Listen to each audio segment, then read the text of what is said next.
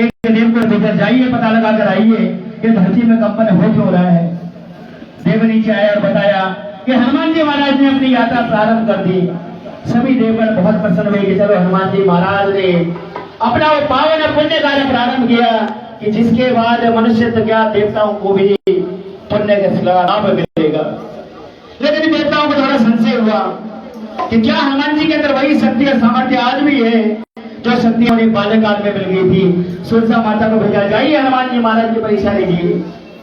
सुरसा माता ऊपर आती है, बीच समुद्र में मुख खड़ा करके हनुमान जी के समक्ष खड़ी हो जाती है, कहती है कि मेरे खान बिंदु के अंदर जाए बगैर आपकी ये यात्रा पूर्ण नहीं होगी। हनुमान जी ने बड़ी विनती करी कि हे माँ, मेरा मार्ग छोड़ दीजिए, क्योंकि राम कार्य किए बिना मुझे कहाँ विश्राम। लेकिन माँ नहीं मानी, कहती है मैं सर्वों की माता हूँ और जब मुझे भूख लगती है मैं स्वयं के अंदर तक खा जाती हूँ, आपको मेरी इच्छा तो पूर्ण करनी ही पड़ेगी।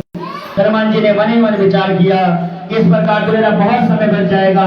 माँ से कहने लगे आप अपना मुख बढ़ाइए, मैं अपना रूप बढ़ाता हूँ। और माँ ने एक योजन का मुख बढ़ाया, एक योजन यानी 12 किलोमीटर।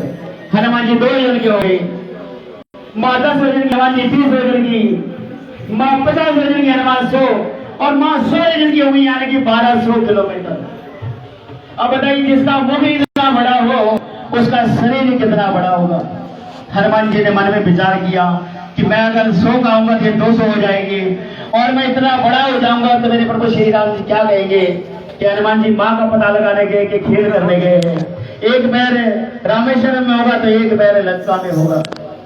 तो क्या है कि विपत्ति जब भी हो, संकट बड़ा हो तो हनुमान जी छोटे बन गए, अति लघु रूप धरा, छोटा रूप धरा और माँ के मुखार मंदिर करके पूरा शरीर घूम करके वापस आ गए।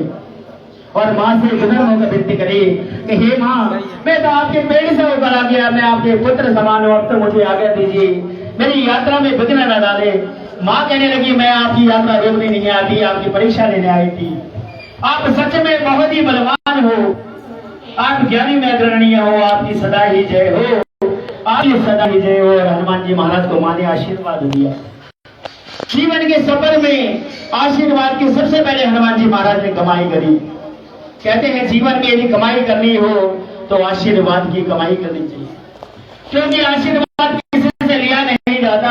हमारे घर में ऐसे होते हैं दिल से आशीर्वाद देता है। जिसको आशीर्वाद की छत्र छाया मिल जाए उसे जीवन में किसी धन की आवश्यकता ही नहीं होती।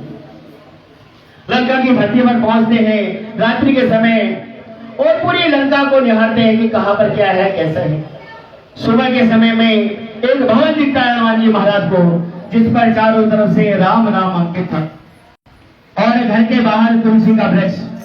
हनुमान जी महाराज बड़े प्रसन्न हुए कि मुझको यहाँ पहुंचने से पहले भगवान ने मुझे राम नाम के दर्शन करा दी। यात्रा भी प्रभु श्री राम जी की कृपा है। मन में तरक्की कर रहे थे कि अंदर से विभीषण जी जाग जाते हैं। और जब सुबह से जाते हैं तो उनके मुख में से क्या शब्द निकलता है, राम राम। जब समय उठे तो सबसे पहला शब्द हमारे मुखार में से क्या निकलना चाहिए, राम का नाम। अपने मन में ध्यान करिए, जब हम लोग सुबह उठते हैं तो हम सुबह क्या याद करते हैं। ज्यादातर लोग जब सुबह उठते हैं तो सबसे पहले अपनी माँ को कहते हैं कि चाय लाइए, क्योंकि जब तक चाय नहीं मिलेगी तब तक उठेंगे नहीं। और कई सज्जन अगर उठ भी गए तो पूरी रात भर आजकल ऐसा यंत्र चलाते हैं तो सुबह उठते ही कहते मेरा चार्जर लाइए।